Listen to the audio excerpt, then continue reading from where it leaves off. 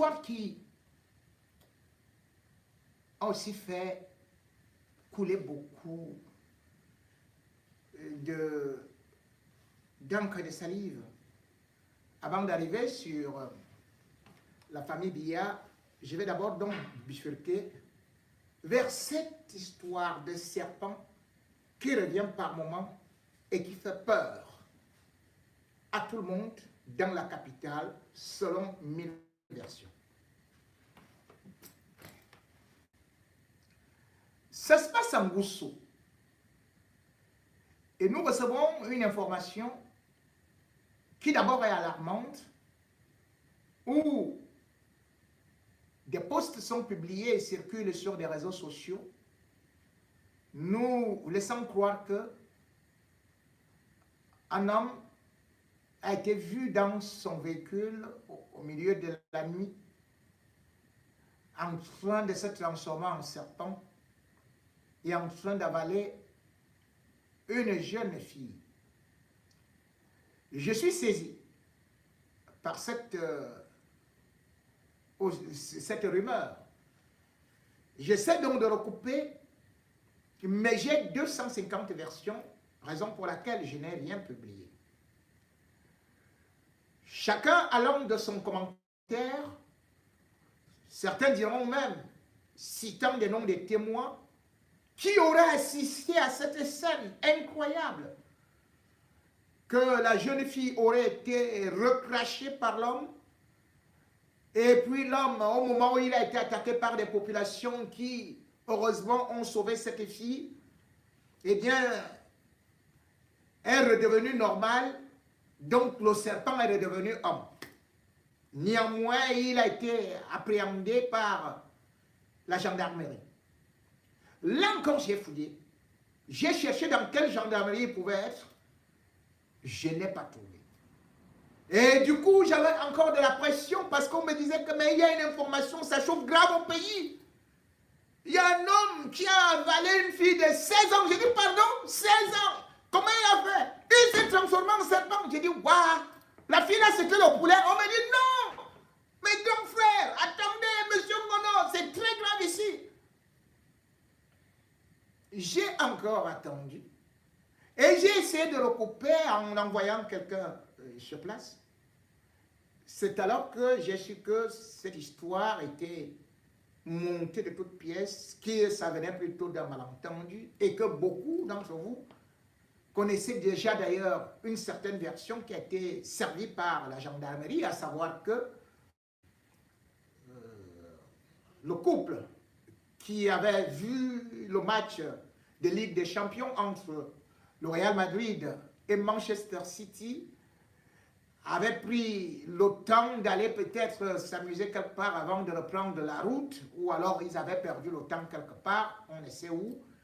Et puis, grosse cylindrée, mais pas d'argent pour le carburant.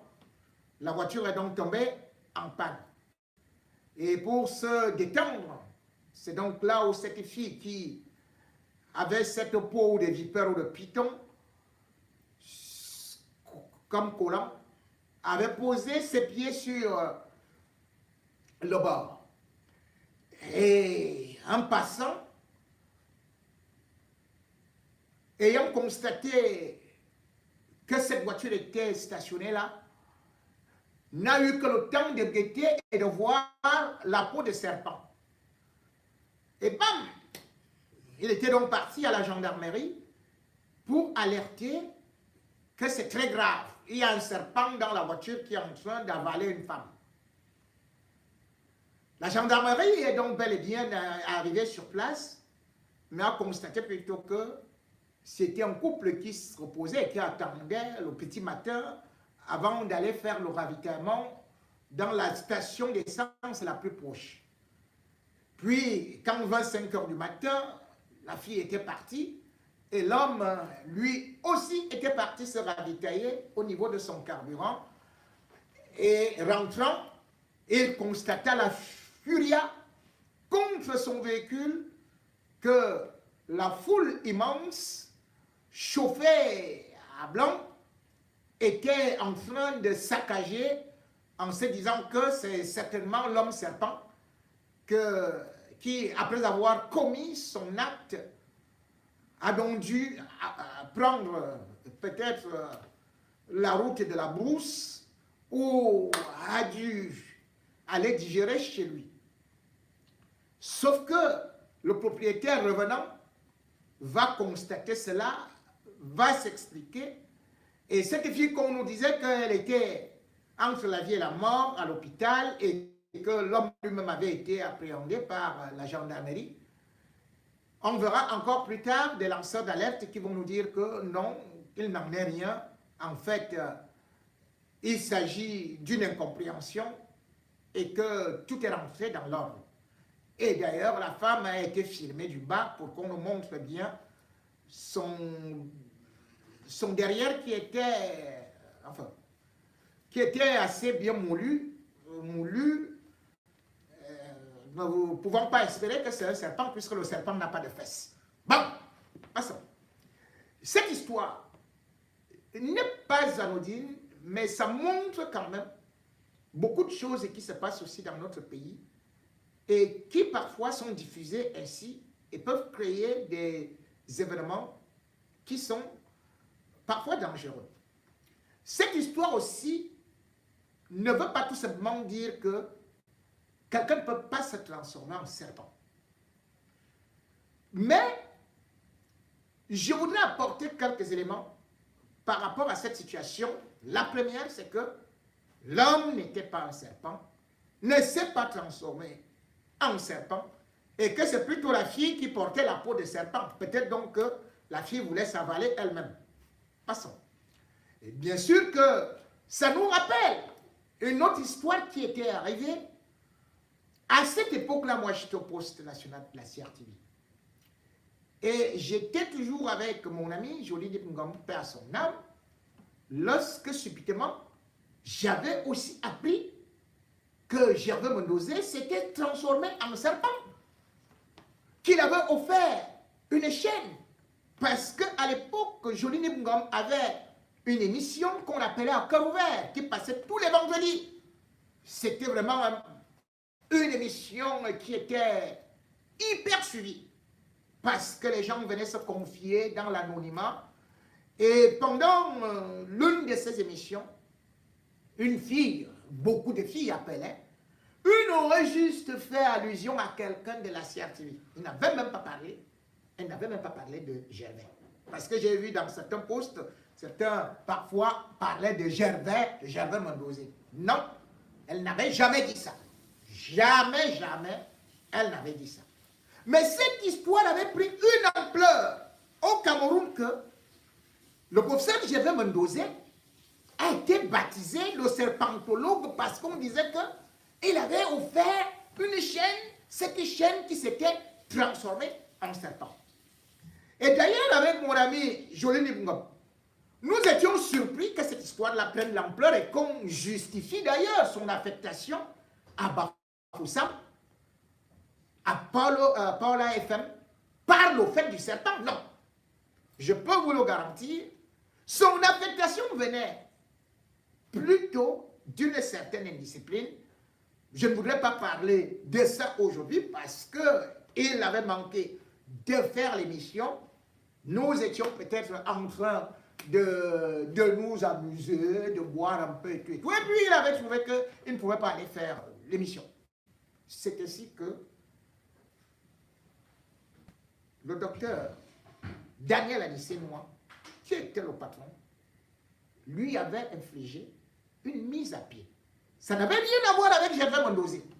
Je restitue l'histoire pour la postérité et pour que ces faussetés lui soient enlevées.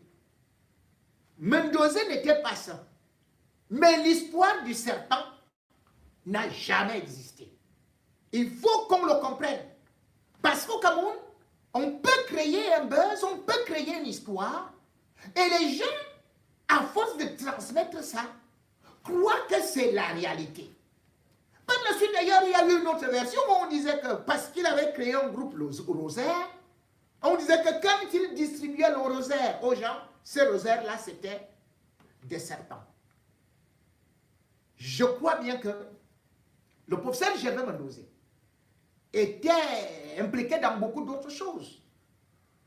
Mais l'histoire du serpent n'a jamais eu lieu, comme également, je peux, au moins parce que j'ai connu Joly Nipungama, au moins parce que j'ai travaillé avec lui. C'était mon ami.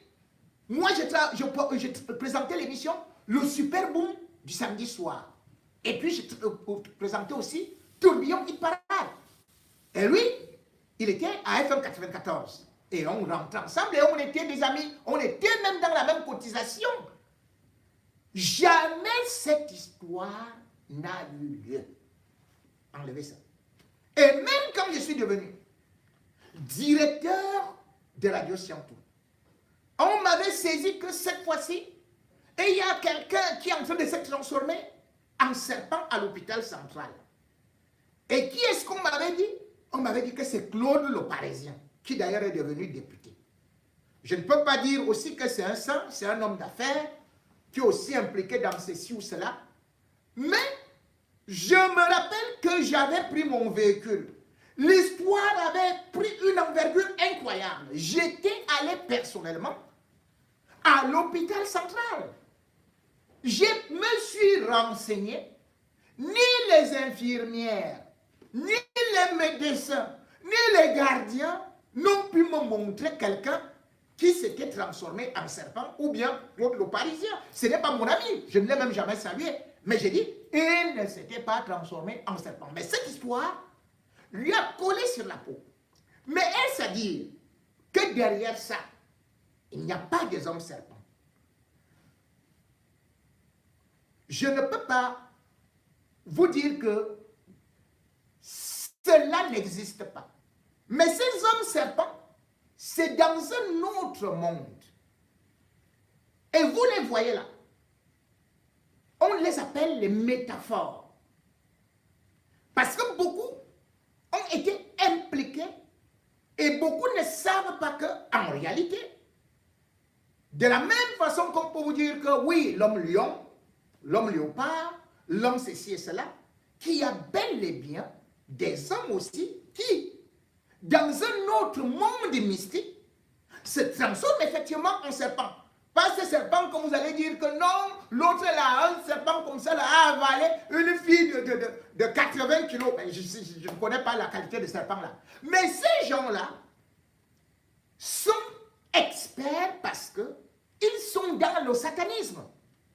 Beaucoup d'ailleurs avaient été non seulement indexés par certains de leurs proches, mais aussi d'ailleurs, vous pouvez voir, je ne vais pas revenir tout le temps sur le livre du professeur Tchedwa, ou encore des Balangoum.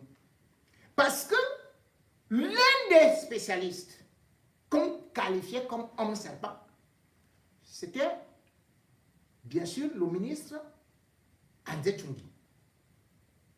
Paix à son âme. On racontait quand même un certain nombre de choses. Et ces gens également ont d'autres particularités, à savoir que généralement, ce n'est pas des femmes de 90, de 60 ans et tout et tout et tout. Ils prennent parfois de la chair fraîche, les jeunes filles de 14, 16 ans, qui tombent dans leur escarcelle. Et généralement, et il y a d'autres modèles parce qu'il faut que ces jeunes filles qui sont là et qui me regardent, qu'ils sachent quand même qu'il y a d'autres phénomènes auxquels elles devraient faire attention. Par exemple, les menstrues. Ces hommes serpents les adorent. Ils les adorent. Et d'ailleurs, toujours dans cette hypothèse où on les citait nommément, il y avait par exemple le Bélan Baté. Certains sont encore vivants. Hein? Famandongo. Famandongo est cité parmi ces gens-là. Ouais. Comme homme serpent. Donc ne croyez pas que c'est des gens qui, effectivement, utilisent des énergies des autres, puisent les énergies des autres, et c'est eux donc qui sont ces hommes serpents. Ce n'est pas qu'ils se sont transformés en plein jour comme ça et deviennent des serpents. Et puis vous voyez un serpent qui fait ceci et cela. Prenez-en la graine. À l'époque d'ailleurs, il y avait un réseau où c'était des prix de 450 000 francs. Oui, pour aller avec eux, ils te prennent cette énergie-là et ils te foutent dans un truc où peut-être tu vas même constater beaucoup d'autres femmes sont retrouvées dans des situations où, observant que parfois pendant leur période elles pouvaient voir des formes comme des écailles de quelque chose. Je ne voudrais pas être très ordurier. Faites donc attention, jeunes filles. Faites attention parce que quand on parle de ces hommes serpents, moi je vous dis, Gervais Mondosé n'a pas été un homme serpent. Ça a été un croyant, même s'il a fait des détournements. Paul Biya n'a pas voulu pardonner, mais néanmoins, il faut reconnaître que même dans sa mariologie, il pouvait bien évidemment connaître beaucoup de filles de la CRTV et ainsi de suite. Il n'était pas parfait, mais c'est l'occasion au moins de l'enlever de cette liste-là. Mais beaucoup qui sont dans le gouvernement et que je ne vais pas citer nommément, sont bel et bien dans cette lignée reptilienne, dans cette lignée satanique, où ils utilisent non seulement les filles externes, mais parfois même dans leur parcours et dans tout ce que vous pouvez voir, parviennent à retransmettre des énergies négatives. Quand vous les voyez aujourd'hui s'échanger de femmes, que telle prend et envoie à telle autre, l'autre prend et renvoie à tel autre. Ils se retrouvent tous ensemble. Les hommes contre les hommes, les femmes contre les femmes. Vous croyez que nous sommes dans quel monde ça? Nous sommes dans le monde satanique. Nous sommes dans un enfer pur et dur. N'attendez donc pas d'aller voir des véhicules stoppés. Quelque part, un homme est en train de se transformer en serpent, en train d'avaler une femme. Mais non.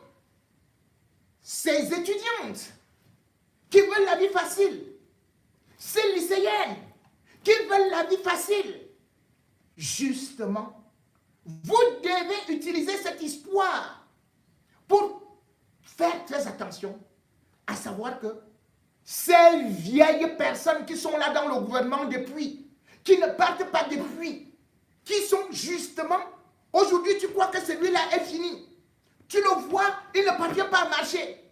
Le lendemain, tu le vois revigorer, parce que justement, le serpent change de peau, mais ne change pas de venin.